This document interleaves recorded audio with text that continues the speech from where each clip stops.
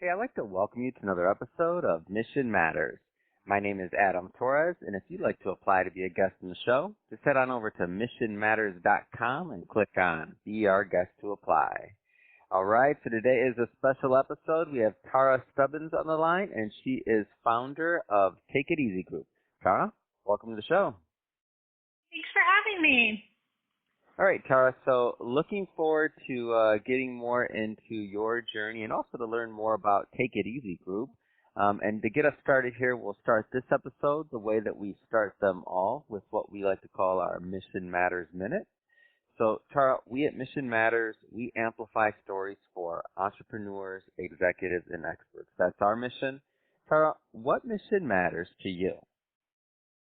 Yeah, great question. I am definitely on a mission to empower upwards of over 1 million entrepreneurs, unlock their own success through time management, better habits, better goal setting, kicking multitasking to the curb, and all through my business of Take It Easy Group. Wow. That's a big mission. That's a lot of people you want to help. Love bringing on mission-based entrepreneurs to share why they do what they do, how they're doing it, and really what we can learn from that. So maybe just to get us kicked off here, tell us a little bit more about how you got on this journey of wanting to help entrepreneurs. Yeah, that's actually a great story. So it all started a long time ago, many, many years ago, when in my past life, I was actually a personal assistant out on the road to really high-profile rock stars. And I was out there for about 300 days a year doing all those crazy requests that rock stars ask you to do. And there was this one moment where one of the rock stars I was helping would always ask me to, every time his toothbrush came out of his suitcase, he wanted it to be sanitized in a hotel dishwasher. You heard me right? So every time his toothbrush came out of his suitcase, I had to walk down to the hotel back in the kitchen and ask them to put this toothbrush through the industrial dishwasher. So we were actually in this a really, really upscale, high-end hotel in Shanghai, and I was trying to communicate to the staff that I needed to put this toothbrush in their dishwasher, and I didn't speak their language, they didn't speak English, and I was having a really, really difficult time.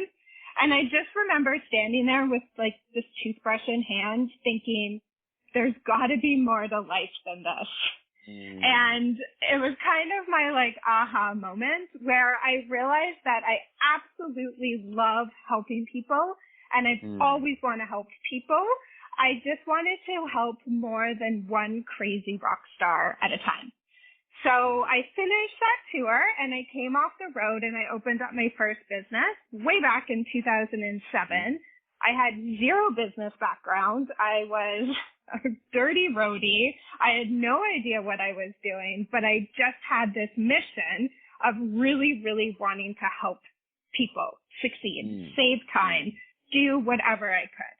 So that business is actually still around today, and it helps high-profile, high-net-worth individuals basically manage their lives.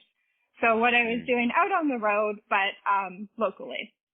But I had, as I said, zero business background. And back in 2007, there was no community out there for entrepreneurs like there is now. You really had to look for them. And entrepreneur was weird back then. It was like mortgage consultants. And, it was it wasn't what it is today. And I remember when the first co-working space opened in my town. I was in Toronto, Canada at that time, and when the first co-working space opened, I was the second to join. I volunteered at the front desk. I was engulfed in this community because it's what I've been craving for a few years. And all my, network and friends all were these other creatives and entrepreneurs like myself. And I started to realize that they could only get to a certain point by themselves, and they were then starting to fail. And I realized because of my kind of executive and personal assistant background that it was because they didn't have that strategic support behind them. Sure, you can hire, friends, family, people online for cheap. That's great. And absolutely, please do that for a certain point. But it gets to a point in your business where you really need that strategic support to help you get to the next level. So that's when I opened up Take It Easy Group, to be able to really help support founders and entrepreneurs get to that next level of success. Wow. What a great story. And I'm curious about like those early days when you decided to kind of finally take that leap and go on that entrepreneurial path. Like, what was that part like for you? Was it a little scary, or like how did you deal with the pressures of being an entrepreneur now?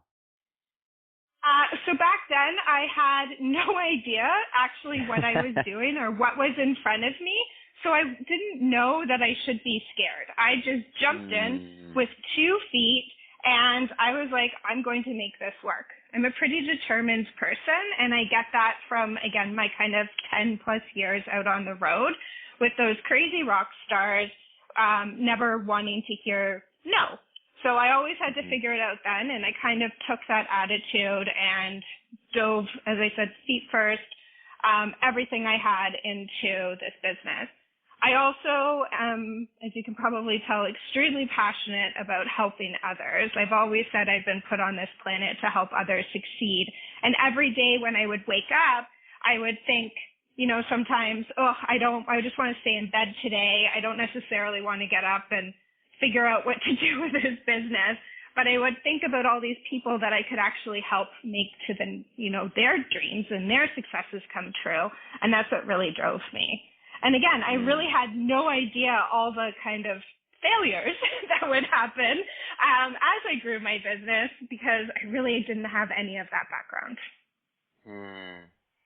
Well, let's talk a little bit more about this concept in your business and the habits and really how all of this part, like how this manifested. So your background, by the way, I love it. I mean, in that example, I can tell you I've done almost, 6,000 interviews, and you're the first person I've ever talked to with that story of having a toothbrush. Like, you one-upped everybody on that one, so that's awesome. So now, when it came to like habits and this part of it, and making that really your business and in goal setting and really helping entrepreneurs thrive, like why did you? I mean, a lot of different things you could have focused in on. Why did you zero in on this? Yeah, it's actually really interesting. So as I was creating my own kind of procedures and figuring out how to run my own business, I took a step back and I started to look at what made the people that I supported so successful, what made them, become a success and maintain their success. And I realized that I had a really cool opportunity because I was embedded in their lives, and I could see firsthand exactly what they did, exactly what they thought, exactly who, they asked the specific questions to. And I realized that over those 10 years previous that I was almost like a sponge, and I took in all this information. And I realized that the celebrities, the really, really successful celebrities that I supported, all of them were obsessively focused on their goals. And it was something that, I was obsessed with helping people, but I realized that I needed to turn that into an actual tangible goal to be able to make a success out of it. And I realized that the kind of one common denominator between all these really successful people was that they had a goal and they didn't let anything come in their way. So a lot of them would come from, really bad backgrounds, really poor upbringings. Some of them came from great upbringings. They all came from different backgrounds, but they all had this massive focus on their goals. And whatever they did throughout the day was like the habits that they formed to be able to build and maintain and succeed in these goals.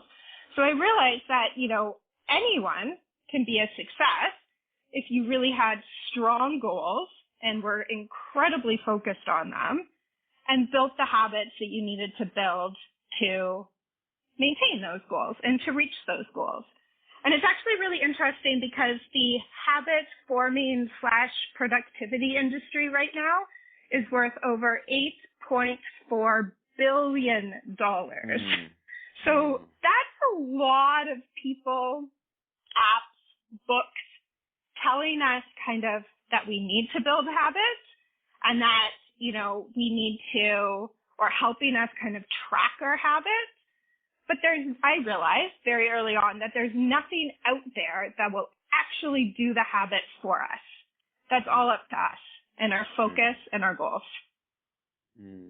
What does it mean? And you don't have to, obviously you don't have to send any names, and whatever you choose to draw from is up to you, not pushing you for any stories. But what does it mean to be obsessively focused? Because you've witnessed, like, the highest levels, I would argue, just based off of me talking to you for a little bit. Like, what does that mean to be obsessively focused? Yeah, so I always like to use kind of the general stories of, like, professional athletes. So if we think of, you know, Olympic athletes, people training for the Super Bowl or anything like that, we see that their goal is to win, to get the gold medal, to win the Super Bowl champion, whatever it is. And everything that they're going to do on their day-to-day basis is going to drive them to the success of that goal. So some of the, that end goal. So some of the musicians that I supported, you know, they've been a success for a very long time, but how did they maintain their success over, you know, their 50-year career? And for them, it was always driving new material, driving new, you know, energy into their concerts, new, you know, set designs, lighting design, video, whatever it is. But when they knew that they were going to go out on a concert tour, they would put all of their effort into how does the set list sound? How does my body perform? You know, how healthy am I? How do these lights look? What can I do to push the limits on the stage design? They would never sit still until, you know, after the concert was done. So it's what we all need to do as entrepreneurs, business owners, CEOs, to get to the next level. It's what do we have to do today to get to that end goal? Now, a lot of times people always say to me, well, does that mean I have to work like 16, 18, 20-hour days? Because they see, you know, athletes train unbelievably hard for very long days. Musicians will play all into the night practicing. And no, I don't believe that at all. I just believe that you need to make sure that your days are filled with the right things, tasks, productive actions that will drive you closer to your goals. So let's switch. Speaking of that, goals. How do you approach the goal setting side of it? Maybe I always like our audience to walk away with maybe a tip or two or something actionable. Like if somebody's, you know, they're sitting in their car right now, or they're in traffic, or they're at their office and they're thinking about it, like, yeah, I know I need to be better at this.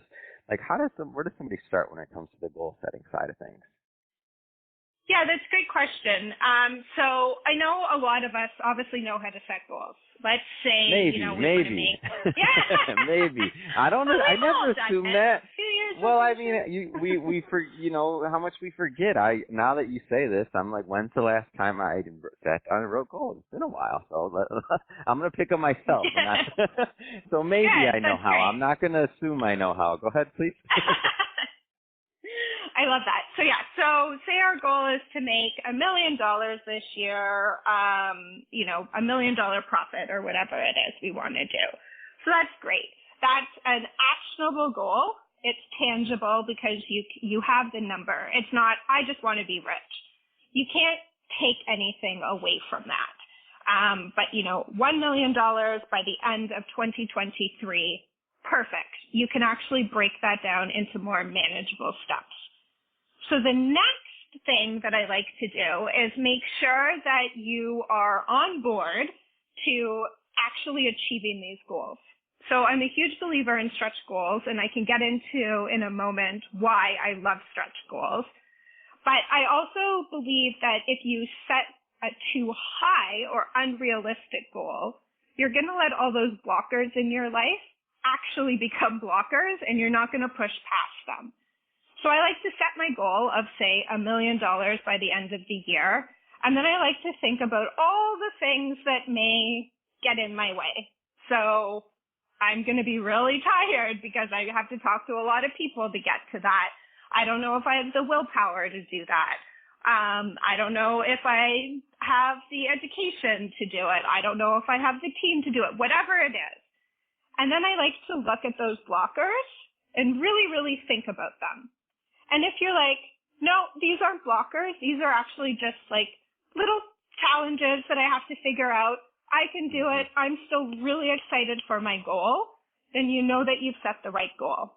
If you look at your goal, if you look at your blockers and you think, oh, I don't know, and you start doubting yourself, that's a great goal, but maybe not for this time. Maybe you have to take it a little step down, maybe 500,000 by the end of the year, 750, whatever it is. And once you can kind of really feel excited and that you can push past those blockers, then you know you've set the right goal. And I think a lot of people don't do that step. They just like set the goal, they figure out what they're going to do on a day-to-day basis, but then life happens. It's why, 3 weeks into January, everyone's forgotten about their New Year's resolutions. And it's because life happens. And it's because we don't think of the reasons in our life that are going to stop us or to block us from hitting those goals. So I love being able to set a goal that you're really excited about, that's a little bit of a stretch, that you can, are confident you can get through whatever blockers come your way. You're still really, really excited about it. And then I like to break it down into quarters. So I'm sure some of us have heard of OKRs, KPIs, how they really use the quarterly system to set goals. So what am I going to do, every quarter to hit my $1 million? So obviously divide that into 4. What do I have to do? Okay, now, how many products do I have to sell in this quarter? How many people do I have to talk to get to buy these? How many meetings do I have to now have on my calendar or whatever it is? How many ads do I have to put out on social media? Okay, now I know that I need to create 5 social media ads, so I need 5 pieces of collateral. Now you have a task, which is awesome. Now you can put that task in your calendar and actually create systems where you're working towards your end goal on a day-to-day basis. Does that make sense? It all makes sense, and you make it sound so easy, but we all know that I should say I know it's not easy, and it takes a coach, it takes a team, it takes a lot of people to help you with these things, because it's one thing to say you're going to do it, it's another thing to do it. So I guess this is a good transition. I want to talk more about Take It Easy Group. So maybe tell us about your company and maybe the types of individuals and or companies you tend to feel gets the most value out of working with you and your team. Yeah, that's great. And actually, that's why habit forming is so, why I talk about habit forming along with goals is because you need to create those habits in your day-to-day to be able to stick to them to actually reach your goals.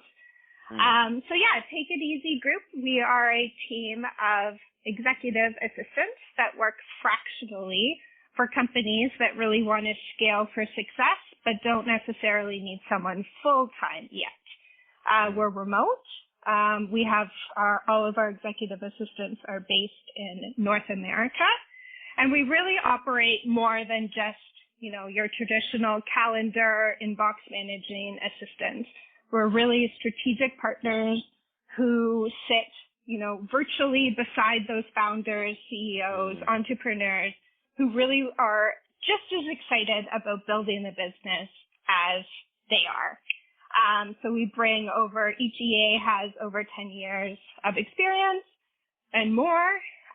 We love working with startups and new founders, and really anyone who is on that mission to see their goals become a reality and to actually do it sustainably. So yes, sure, we can burn out and hit $1 million, but how do we do it sustainably and really create that momentum to earn $1 million every single year?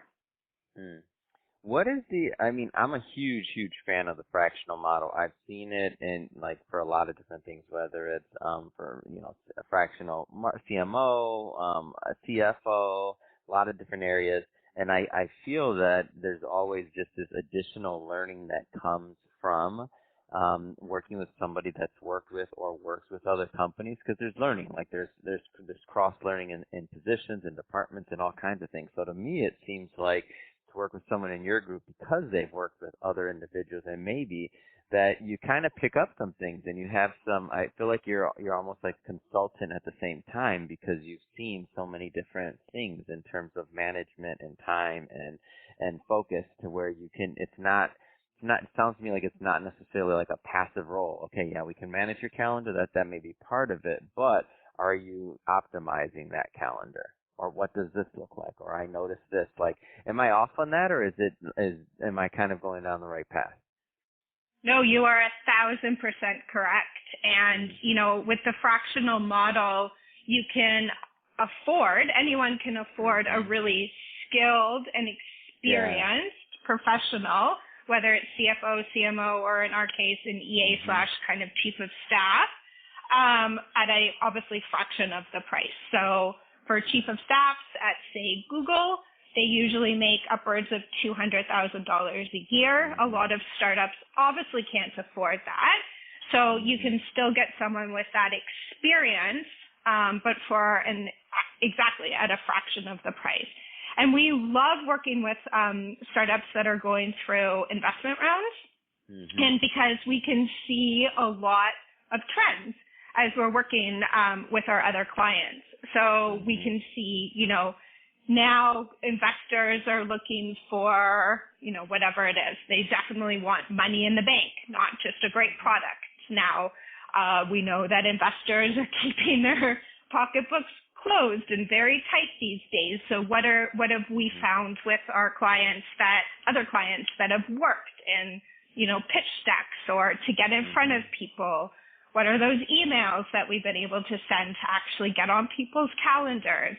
So yeah, we definitely use a lot of the trends that we see with working with other clients, and really, again, be that kind of strategic partner and help people grow. That's awesome. Well, this is a great story, and I'm happy to bring it to my audience. And that being said, Tara, so if somebody's listening to this and they want to follow up and they want to learn more about Take It Easy Group, what's the best way for them to do that? Yeah, they can find us at takeiteasygroup.com, and we're also pretty active on LinkedIn, also at Take It Easy Group. Pretty easy. Fantastic. Wonderful. We'll put all that information in the show notes so that our audience can just click on the links and head right on over. And speaking of the audience, to everybody listening, if this is your first time tuning into Mission Matters, definitely hit that subscribe button. We love bringing on mission-based individuals just like Tara on the line to share, why they do what they do, how they're doing it, and really what we can all learn from that so we all grow together. The whole platform and what we do is all about collaborating and growing together. Well, Tara, I really want to thank you again for making some time for us and coming on the show and sharing that story and all the stories you shared. And I'm gonna keep that one in my back pocket about the toothbrush story that's now become infamous, because I haven't heard one like it yet. But appreciate you again coming on the show. Thank you so much for having me. I had a great time.